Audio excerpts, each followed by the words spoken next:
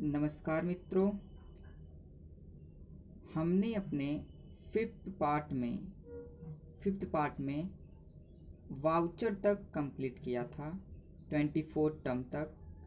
और अब हम क्लियर करेंगे डिस्काउंट, यानी अब हम डिस्काउंट से समझेंगे। ये हमारा सिक्स्थ पार्ट है। फिफ्थ पार्ट तक हमने वाउचर तक कंप्लीट किया था, अकाउंटिंग टर्म्स। ठीक, तो चलिए अब हम देखते हैं डिस्काउंट क्या होता है।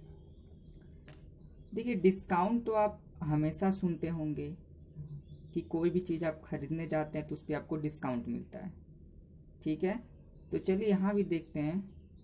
इट इज़ अ रिबेट और an allowance given by the seller to the buyer. It is of two types. देखिए, डिस्काउंट जो है वह एक प्रकार से रिबेट भी होता है, लेकिन डिस्काउंट और रिबेट में अंतर होता है। रिबेट वे होते हैं, ये भी एक प्रकार से डिस्काउंट ही होता है, लेकिन जब एक सेलर किसी चीज़ का मतलब व्यापार करता है, किसी चीज़ को बेचता है, तो जब उसे लगता है कि मेरा सामान खराब हो रहा है, तब वो डिस्काउंट से भी कम डिस्काउंट करके, यानी और डिस्काउंट देकर, यानी डिस्काउंट को और बढ़ा करके किसी व्यक्ति को दे देता है, यानी बेच देता है। तो जो और बढ़ाता है डिस्काउंट, उसको रिबेट कहते हैं। ठीक है, और डिस्काउंट नॉर्मल डिस्काउंट होता है जो सभी को मिलता है। और डिस्काउंट जो होता है वह दो प्रकार से डिवाइडेड होता है। ठीक है, एक होता है ट्रेड डिस्काउंट और दूसरा होता है कैश डिस्काउंट। ट्रेड डिस्काउंट समझिए, तो डिस्काउंट समझ में आया। डिस्काउंट मतलब एक प्रकार से छूट जो सभी व्यक्ति को दिया जाता है। इसे हम रिबेट भी कहते हैं, लेकिन रिबेट तब होता है जब डिस्काउंट से भी अधिक डिस्काउंट करके किसी सामान को बेचना। कब? जब सामान ऐसा रियलाइज हो कि वह खराब हो रहा है, तब। अब हम देखते हैं ट्रेड डिस्काउंट। देखिए, ट्रेड डिस्काउंट क्या है। जब होलसेलर जब अपने सामान को बेचते हैं तो वो एक डिस्काउंट पर अपने रिटेलर को देते हैं। तो जो नॉर्मल डिस्काउंट होता है उसे हम ट्रेड डिस्काउंट कहते हैं, जो सभी व्यक्ति को मिलता है। यानी कोई भी व्यक्ति अगर वहाँ से सामान खरीद रहा है तो वो सभी को डिस्काउंट मिलेगा, वो होता है ट्रेड डिस्काउंट। लेकिन कैश डिस्काउंट जो होता है वह पैसे जल्दी देने के लिए, यानी इमीडिएट पेमेंट पर मिलता है कैश डिस्काउंट। फॉर एग्जाम्पल, अगर आप गए दुकान पर और कह रहे हैं कि मैं 5 पेन खरीदूंगा, ठीक है, सेलर से आप कहते हैं कि मुझे 5 पेन दीजिए, तो वो कहता है कि आपके 5 पेन के 25 रुपये हो रहे हैं और मैं 5 रुपये आपको डिस्काउंट दे रहा हूँ। तो वो कहें हाँ ठीक है, 20 रुपये तो मेरे पास अभी है नहीं, लेकिन अगर आप 15 रुपये ले लें और 5 रुपये, यानी 10 रुपये ले लें और 10 रुपये हमें क्रेडिट पर दे दें, तो उस केस में जो सेलर होता है वह ये सोचता है कि क्या पता ये पैसे देगा या नहीं। तो वो कहता है ना कस्टमर से कि कस्टमर आप एक काम करिए, हमको 15 रुपये ही दे दीजिए और ये सभी पेन ले जाइए। तब इस कहानी का मतलब यह हुआ कि जब सेलर अपने सामान को बेचने के बदले जो पैसे लेना चाहता है वो भी तुरंत पाना चाहता है, तो उसके लिए वो डिस्काउंट को और बढ़ा करके देता है, तो उसे कैश डिस्काउंट कहते हैं।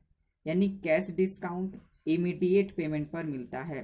देख लीजिए, when discount is allowed by a seller to its customer at a fixed percentage. देखिए, जब सेलर अपने कस्टमर को फिक्स्ड परसेंट पर कोई डिस्काउंट देता है on the list price of goods, it is called trade discount. मतलब फिक्स्ड परसेंट पर सभी को डिस्काउंट मिलना, वो ट्रेड डिस्काउंट कहलाता है। It is not recorded in the books of account, it is deducted in the invoice और cash memo itself from the gross value of goods. मतलब ट्रेड डिस्काउंट जो होता है वो अकाउंटिंग बुक में रिकॉर्ड नहीं होता है, लेकिन डिडक्ट हो जाता है बाहर बाहर। ये आप तब समझेंगे जब आप जर्नल एंट्री करेंगे तब। अगला होता है कैश डिस्काउंट। कैश डिस्काउंट में लिखा है कि when discount is allowed to the customer for making prompt payment. Prompt का मतलब होता है इमीडिएट, तुरंत। तो तुरंत पेमेंट के लिए जो डिस्काउंट कस्टमर को मिलता है वो होता है कैश डिस्काउंट। क्लियर? यही है हमारा ट्रेड डिस्काउंट और कैश डिस्काउंट। जैसे देखिए यहाँ पर एक एग्जाम्पल दिया हुआ है कि if a seller allows 2% discount for payment within a week it is will be called cash discount. देखिए यहाँ पर कह रहा है कि सेलर जो है वो 2% डिस्काउंट अलाउ कर रहा है, नहीं अलाउ कर रहा है, मतलब देने के लिए अलाउ कर रहा है, मतलब अलाउ कर रहा है। ठीक है, थोड़ा मिस्टेक हो गया, दिख नहीं रहा था। तो अलाउ कर रहा है जब वो 2% discount for payment within a week, यानी वही बात है कि जो सेलर है वो कस्टमर से कह रहा है कि अगर आप 2 हफ्ते के अंदर पेमेंट करते हैं तो मैं आपको 2% डिस्काउंट दूंगा। ठीक, और ये डिस्काउंट जो होगा वो कैश डिस्काउंट होगा। क्यों? क्योंकि वो with in a particular time period में पेमेंट करने का प्रॉमिस कर रहा है। ठीक है, उस केस में उसको डिस्काउंट मिलेगा, जो कि एक्स्ट्रा डिस्काउंट होता है, उससे हम कहते हैं कैश डिस्काउंट। अब हम देखते हैं एंट्री। एंट्री जो होता है वो आप जब तक पढ़ेंगे कॉमर्स, जब तक अकाउंटिंग करेंगे, तब तक आपको सुनने को मिलेगा एंट्री। एंट्री पास करो, जर्नल एंट्री पास करो। तो एंट्री का मतलब क्या होता है? वो एंट्री नहीं, यानी कि कहीं चीज जाना, वो नहीं होता है। देखिए, व्हेन अ ट्रांजेक्शन और event is recorded in the books of account it is called entry. देखिए, जब भी किसी भी ट्रांजेक्शन को बुक्स ऑफ अकाउंट में हम रिकॉर्ड करते हैं तो जो रिकॉर्डेड पार्ट होता है उसको एंट्री कहते हैं। जैसे 10,000 का आपने कोई भी गुड्स खरीदा तो उसे आप लिखेंगे purchases account debit to cash account. ये आप जर्नल एंट्री में समझेंगे, इसे हम एंट्री कहेंगे। एंड एंट्री का मतलब कि जिस आप ट्रांजेक्शन को अपने बुक ऑफ अकाउंट्स में रिकॉर्ड कर रहे हैं उस अकाउंट में जो रिकॉर्डेड पार्ट है उसको हम एंट्री कहते हैं। क्लियर? ये आप जर्नल एंट्री जब करेंगे तब आपको अच्छे से क्लियर होगा। रिसीवेबल का मतलब क्या होता है? अच्छा, रिसीव का मतलब क्या होता है? रिसीव का मतलब होता है लेना, पाना, स्वीकार करना होता है। तो रिसीवेबल का मतलब जो आपको मिलने वाला हो उसको रिसीवेबल कहते हैं। मतलब चाहे वो कैश मिले, हालांकि कैश ही मिलेगा। रिसीवेबल का मतलब होता है कि कहीं ना कहीं से पैसे मिलना, उसको रिसीवेबल कहते हैं। इसमें लिखा है कि amount due from debtors and bills receivable is jointly termed as receivable और अकाउंट रिसीवेबल। मतलब कि रिसीवेबल का मतलब है कि जब भी आपको अमाउंट कहीं से मिलने वाला हो तो उसे, उस अकाउंट को ही हम रिसीवेबल नाम देते हैं। क्लियर? तो रिसीवेबल क्लियर हुआ कि रिसीवेबल आखिर है क्या। चलिए नेक्स्ट हमारा है पेएबल। वही रिसीवेबल का उल्टा है पेएबल। पे का मतलब क्या होता है? देना।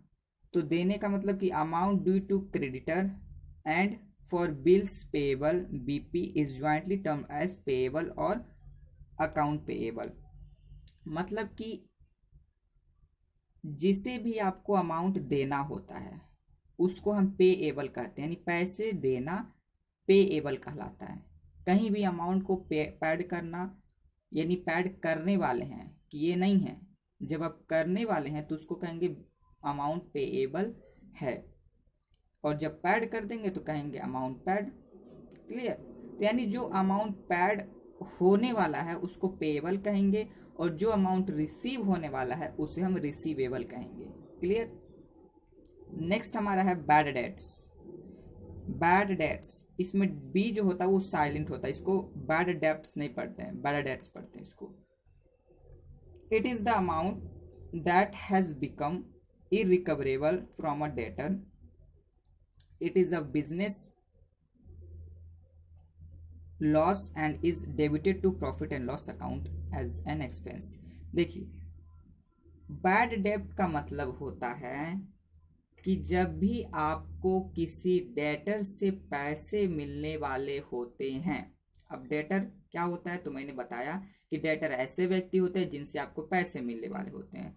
तो जब डेटर आपको पैसे नहीं देता है आपके टाइम पीरियड पर, यानी मान लीजिए डेटर ने कहा कि मैं आपको 10 रुपये आज दे दूंगा शाम तक, और फिर शाम को वो कह रहा है कि मैं नहीं दूंगा पैसे, तो इसका मतलब आपका पैसा डूब गया, इरिकवरेबल हो गया, अब आपको नहीं मिलेगा।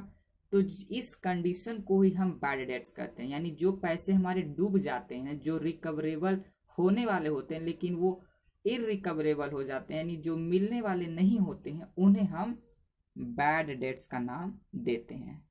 तो जो अमाउंट हो जाता है इरिकवरेबल उस डेटर से, उससे ही हम क्या कहते हैं, बैड डेट्स कहते हैं।